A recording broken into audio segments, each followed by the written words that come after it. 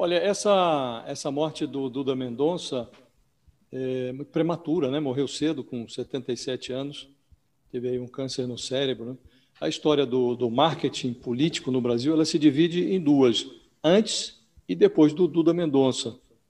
É, esse personagem, ele começou a se notabilizar, ele veio da publicidade convencional, da propaganda, e ele introduziu a lógica dessa propaganda comercial, na qual o rótulo, às vezes, não orna com o conteúdo da embalagem. Ele introduziu essa lógica no marketing político, nas campanhas eleitorais.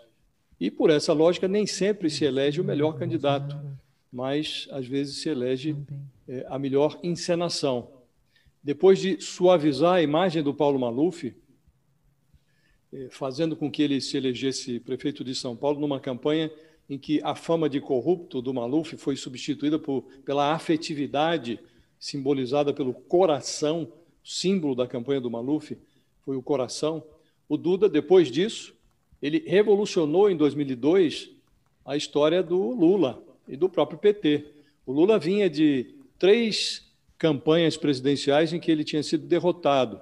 E ele chegou ao Planalto como protagonista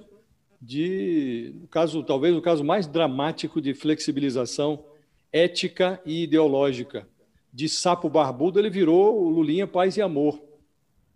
À medida que o Duda foi atualizando o discurso e o guarda-roupa do Lula, foi do macacão até o terno Armani, o Lula foi deslizando, quase sem sentir, para o outro lado do espectro ideológico. Ele acordou na presidência da República de mãos dadas com Valérios, Valdemares, Sarnez e outros azares, né? Essa migração teve um custo financeiro e custo político.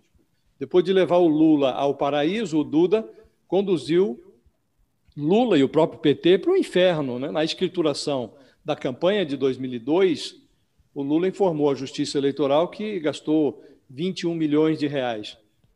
Desse total, 7 milhões teriam bancado as produções audiovisuais do Duda Mendonça. E depois que estouraram as arcas do mensalão, verificou-se que essa cifra era uma piada, era uma lorota, né? Só para a conta do Düsseldorf, que o Duda mantinha nas Bahamas, a dupla Delúbio Soares, que era o tesoureiro do PT, e Marcos Valério, que era o operador financeiro do partido, essa dupla remeteu ilegalmente o equivalente a 10 milhões de reais. Então, o Duda fez essa revolução nas campanhas, isso teve um custo, o custo foi financeiro e também político, como eu disse, e o próprio Duda pagou um preço.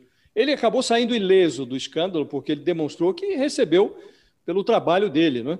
Ele tinha um problema com o fisco, porque não tinha pago imposto por esse dinheiro que foi remetido ilegalmente para fora do país. Ele pagou a conta que ele devia para o fisco, para a Receita Federal, e foi absolvido no Supremo Tribunal Federal no escândalo do mensalão. Depois disso, o Lula e o PT jamais foram os mesmos. Eles se meteram na sequência no escândalo do Petrolão, porque as campanhas do PT ficaram mais caras e não teve retorno, e até hoje o partido e o Lula fogem da autocrítica.